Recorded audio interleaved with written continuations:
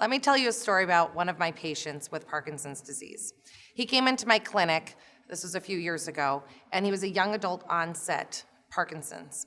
And he came to me with one major complaint. His major complaint was that when he was in the kitchen, he couldn't turn at his counter when he was making dinner or washing dishes. And this was really limiting for him. He was in his early 40s and couldn't understand why he was having trouble with just turning in his kitchen. And it seems like something that is not that important to some people.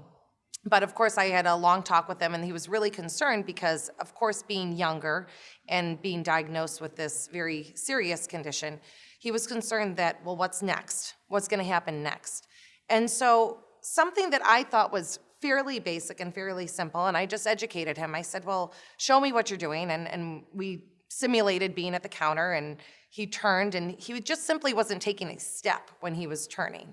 And I gave him what I thought was important, but nothing too mind-blowing, to just step when he turned, so that way he wouldn't trip over his own feet, and then he had appropriate weight shifting when he was twisting and turning at the kitchen counter.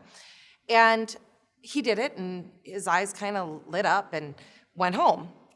The next time he came in for physical therapy, he brought his wife, and both of them were in tears because they were so excited about how he didn't have this problem anymore. And for me, I was in tears, they were in tears. It was really, a heartwarming thing for me, but also what I didn't think was that mind-blowing of a concept, but something so simple. My point is something so simple, something that as therapists that we don't think is that significant can be life-changing for somebody.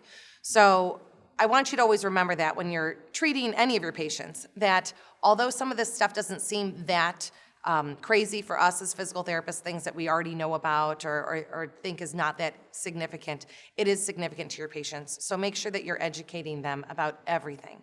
Your knowledge is so important, and it's important that you share that with your patients.